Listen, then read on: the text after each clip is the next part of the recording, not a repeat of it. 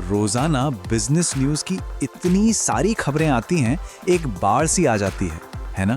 तो इस शोर के बीच वो कौन से सिग्नल हैं जो हमें भारतीय अर्थव्यवस्था की असली कहानी बता रहे हैं? आज हम इसी को समझने की कोशिश करेंगे। चलिए शुरू करते हैं। सर, कुछ ऐसी ही हेडलाइन से होती है, सेंसेक्स 250 पॉइंट नीचे और बस बाजार में एक बेचैनी सी छा जाती है। कहीं से एक बिल्कुल ही अलग खबर आ जाती है, टेक की दुनिया में एक बहुत बड़ी हलचल। और इससे पहले कि एक खबर को प्रोसेस किया जाए, एक और ऐसी हेडलाइन आ जाती है जिसका इकोनॉमी से दूर दूर तक कोई लेना देना नहीं लगता। हर तरफ बस शोर ही शोर। लगता है कि इन सभी सुर्खियों के पीछे वो कौन से बड़े ट्रेंड्स हैं जो असल में मायने रखते हैं। आज हम इसी पहेली को सुलझाने वाले हैं। तस्वीर को समझने के लिए सबसे पहले हमें बाजार की नब्ज टटोलनी होगी।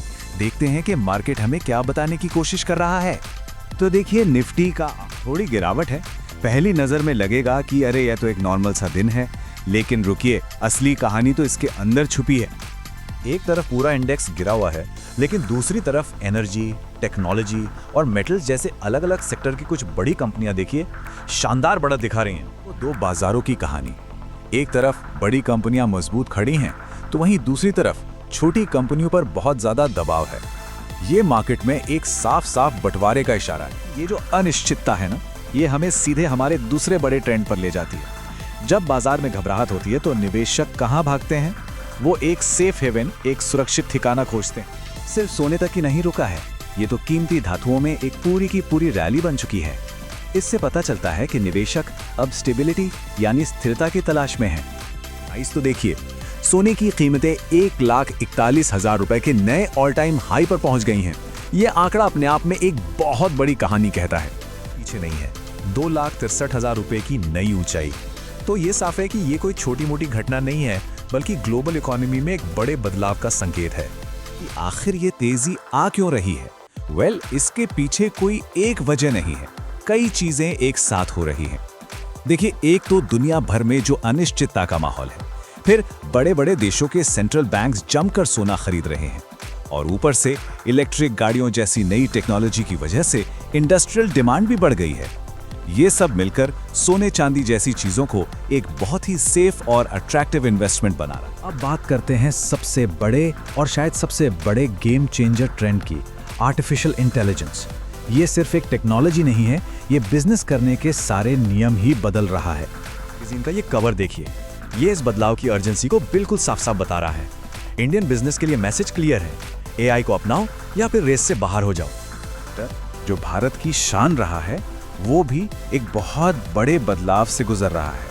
अब खेल सिर्फ सस्ता मैन पावर देने का नहीं रहा, जिसे हम लेबर आर्बिट्राज कहते थे। नहीं, अब लड़ाई इंटेलिजेंस एडवांटेज की है। मतलब कौन सबसे बेहतर और सबसे स्मार्ट सॉल्यूशन दे सकता है। ये एक फंडामेंटल शिफ्ट। किसी को भी इस बदलाव के स्केल पर कोई शक है तो बस ये एक उदाहरण देख लीजिए। एआई की सिर्फ एक डील और एक कंपनी की वैल्यू में खरबों डॉलर का इजाफा हो गया।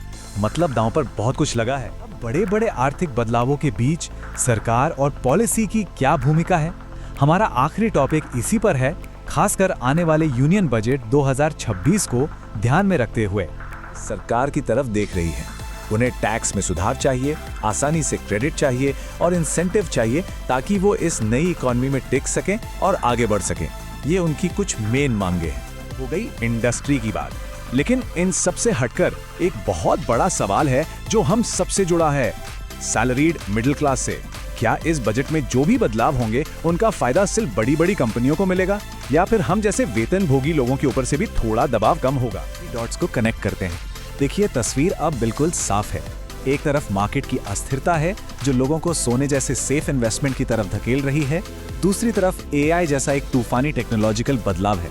और इन दोनों के बीच बैलेंस बनाने का काम सरकार की नीतियों का है, जो कि बहुत महत्वपूर्ण होने वाला है। के विश्लेषण के सबसे बड़े और आखिरी सवाल पर ले आता है। एक ऐसी दुनिया में जहां एआई नए नियम लिख रहा है और पैसा सेफ्टी खोज रहा है, आने वाले समय की इकोनॉमी को कौन सी ताकत ज्यादा चलाएगी? नई टेक्नोलॉजी यानी कोड, या फिर पारंपरिक पैसा यानी कैपिटल?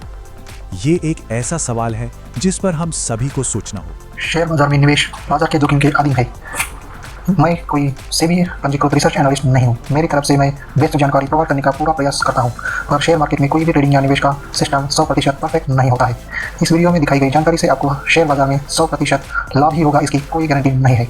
आपको इससे नुकसान भी उठाना पड़ सकता है। इस वीडियो में दिखाई गई जानकारी को सिर्फ एजुकेशनल पर्पज़ के लिए समझा जाए तथा इसमें बताई गई जानकारी का उपयोग स्वविवेक से करें।